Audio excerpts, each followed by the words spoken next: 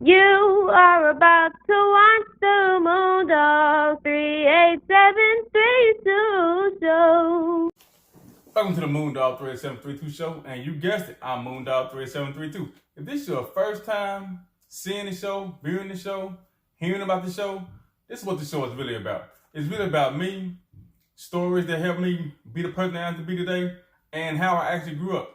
So today, I'm going to do a little quick video, not too long.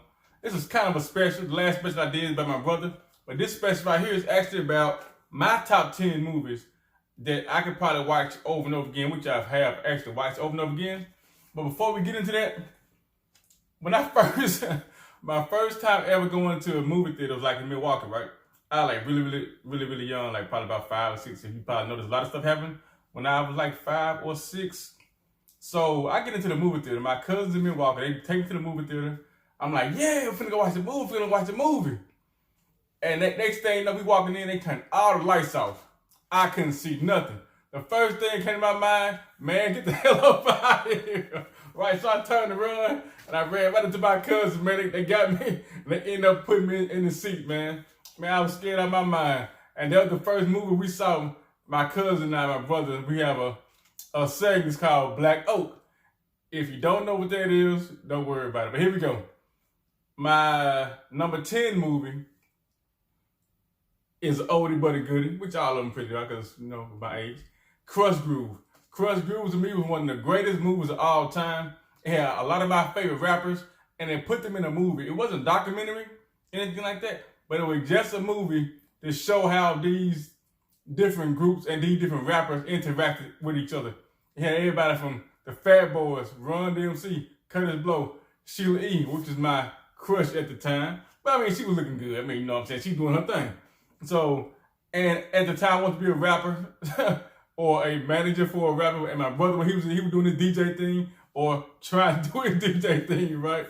And so, to me, it was just like a day in the life of a rapper or people trying to get put on. Like the Fat Boys trying to put on Run DMC, they was already doing their thing, and they were blowing up people. They were trying to put CD on. But the business aspect of it is what a lot of people in the movie didn't understand. So it was a pretty good movie and how things worked in the music industry to me.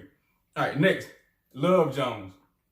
If you ever watch Love Jones, you'll know what I'm talking about. And y'all might be thinking, Moondog, what that got to do with you? When you start being romantic, it's not even about the romance, man. It's really about relationships and how people interact with each other. And to me, it was like the first movie that I ever saw where people had beef, because you had Lorenz Tate character, and then you had Bill Bellamy character. They had beef over Neil Long, right?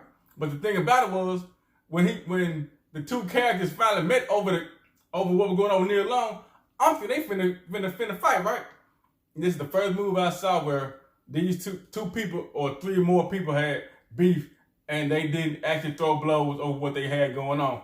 So the movie really it's about like relationships and how a lot of things go up, go down, but how do you react to that relationship? What do you do to you let it go? Do you make it try to work out? What do you do? The music was fire. All the acting in it was top notch. Right now they have a movie out called A Photograph. Some people say it's like the second part or a reimagining of Love Jones, but if you ever watch Love Jones, it's really not even close. Next movie, The Last Dragon. If y'all know anything about The Last Dragon, to me, The Last Dragon probably had the best movie villain of all time, besides Darth Vader. That need to hit on there. Sure enough, he had some of the coldest lines, from anything from Kiss My Converse, to I'm gonna make you feel something real in these hands. And then the man started glowing. You know what I'm saying? He was literally beating sparks up off of Bruce Leroy. Great movie. Did with black people. Did with Harlem. They were the first and only, probably, I don't know if they even have these out, pizza shops, man, that owned by black people.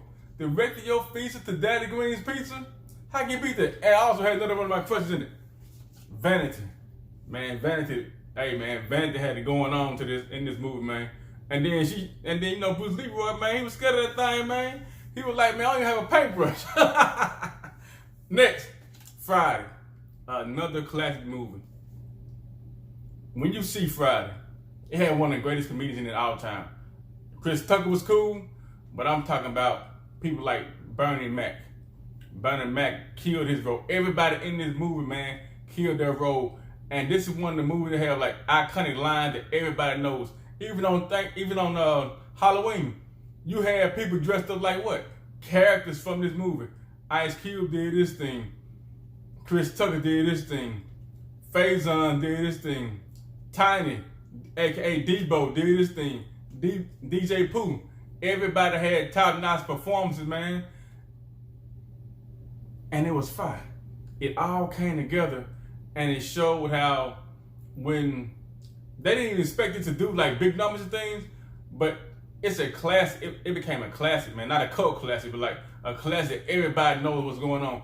You can show this movie anywhere, and people will be quiet and start watching it. Believe it. All right, next. Conan the Barbarian, the one from the 80s, Arnold Schwarzenegger one. Don't ask me why I was watching this when I was a little kid when it came out, but guess what? We had bootleg cable, we had bootleg HBO, and that's what we did. You know what I'm saying? At the same time, yeah, we was bootlegging VCR tapes. And some of y'all still got our VCR tapes, man. Hey, man, drop our tapes off on Church Street, man, because y'all still owe us. I don't even want to talk about the fee that's associated with it after 20 years, man. You hold our VCR tapes. But anyway, Conan the Barbarian. It was a brutal movie. It showed you what motivates or influences a main character to be who they are. What would have happened in that person's life if they didn't have such pain, anguish, and tragedy? Would they have gone the same path, or would they have done something different? And also, yeah, James Earl Jones, the man turned to a snake. He was cold with it. Next. This is a Christmas movie. Some people do not see it as a Christmas movie, but I do. Trading Places. Eddie Murphy really did his thing in this movie. Also, Dan Aykroyd did his thing in this movie. And it showed me something that you can take one person out of their element and switch them out, right? But you take this other cat, which had all this born into wealth and born into things, and you make them poor, man, he went crazy. He brought a gun to the Christmas party, Dan Aykroyd did. He had a Santa Claus outfit, he overdosed on pills, and he was trying to frame my boy Billy Ray Valentine. Which this movie also had what? Had iconic lines in it, man. Eddie Murphy is one of the greats, man. When it came to acting in his early days, some of the movies he's doing now also well too. But in this movie, it's one of my favorites of all time. It's hard for me to believe that anybody can like put this movie up against another one of Eddie Murphy's movies and say that another movie was better. But I'm going to contradict myself in a few minutes. Don't even worry about it. Now, with that being said, the next movie on my list, I'm getting to the top. Coming to America. To me, Coming to America was actually better than Trading Places. Eddie Murphy plays so many roles. Everybody in this movie, with James Earl Jones in this movie as well. For everything from the set design, to the lines, to the message of the movie, actually finding love. Are you finding love based on what your parents think you should do? Or are you doing it for yourself? And in this movie, man, it showed that if you sometimes you just being yourself, you'll be surprised when they get you. People sometimes gravitate to you based on what you are, what you show them on a consistent basis. Not because of the money you have, not because of these costumes people put on to look good every day that takes hours to put on, but what type of person are you? And that's what this movie showed me. All right, next, The Usual Suspects. Woo, some people's talking about well, Scarface did this, Scarface did that. Hey man, Scarface died in the movie. He didn't even get his chance to spending his money. And at the same time, Scarface was a hater. The man that put Scarface on in Miami, what Scarface do? Scarface traded on him. His brother, his sister married his best friend. What did Scarface do? Scarface killed his best friend. Man, Scarface was a hater. But anyway, Kaiser Soze. The thing was so cool about Kaiser Soze, he walked into the police station, read a board, put together a story, made himself seem like he was an idiot, fooled the lead detective, and walked smooth up out of there and was never seen again, supposedly. And then he brought together a group of people to help him kill a witness. They thought it was dope on the boat, which everybody thought it was dope on the boat. But that shows you the difference between Scarface and Kaiser Soze. Kaiser was a thinker. Scarface was what? He was high-headed, went off emotion. Kaiser Soze is one of the greatest villains of all time. Next, Cyrano de Bergerac. Yeah, I know. Y'all like, hey man, you from Mississippi. What you know about Cyrano de Bergerac? No, this is the 1950 version. He was a wordsmith. He could tear a person down with words in his vocabulary. And no one would, sometimes they would get offended, but at the same time they would think, should I be offended? Did he just give me a compliment? Or did he just do what? Or did he just talk about me? But the thing about it in the movie, Cyrano was kind of disfigured. He had a long nose. It was probably about almost a foot long, so to speak. It was about this long. But at the same time, because he was witty, people still liked him. People still gravitated towards him. But at the same time, he was the greatest swordsman in France. But the thing about the movie is, he was in love with a woman, but a woman wasn't in love with him because of how he looked, or which he thought. But the woman was in love with another guy that looked good, but he was kind of an idiot. He was kind of like a soldier, so to speak. Not putting soldiers down, but he wasn't as witty. So what Cyrano was doing, Cyrano was giving the love letters to this guy, telling this guy to sell him to this woman. So the woman fell in love with, not with the guy's looks, but with the guy's being and how he was able to articulate himself.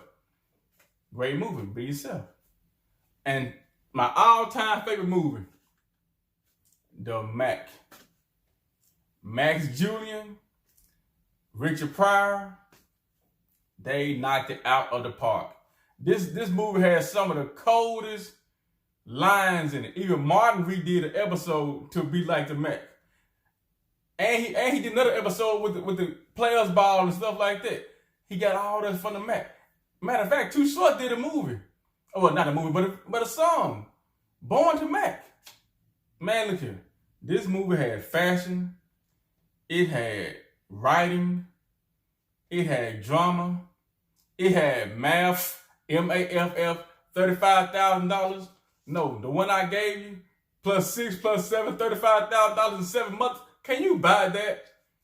That's a classic line. It also had another classic line in it. He had told a fat man, hey man, they don't call you the fat man because you fat. They call you the fat man because of your fat head. Then he called a fat man a vicious ass piece of jelly. I ain't never heard nothing like that before in my life. Pretty Tony was another Mac. And it showed you how at the same time, everybody can be cool when they're on that same level. But when somebody get knocked for their hoes or whatever, and now they're going to a lower level, now all of a sudden, guess what happens? Envy happens. Misunderstandings happen. Man, they made Pretty Tony stick himself with a sword, man. He stuck himself. Do you know to inflict yourself like with a sword and like stick yourself slowly? Man, look here. But the thing about it was the Mac was always what? He was always calm. He was always cool.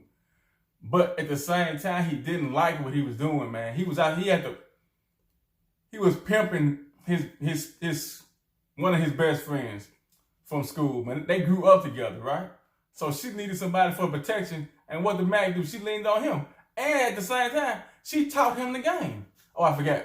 They had a players ball, a players picnic, and one of the coldest dance moves I ever seen in my life. The dude went down in a split. Not the Mac. He too cool for that. He went down in a split, then slid his way back up. It also talked about getting the community back together, man. Getting all the bad things out of the community, which was the Mac's brother, which means that now they had what?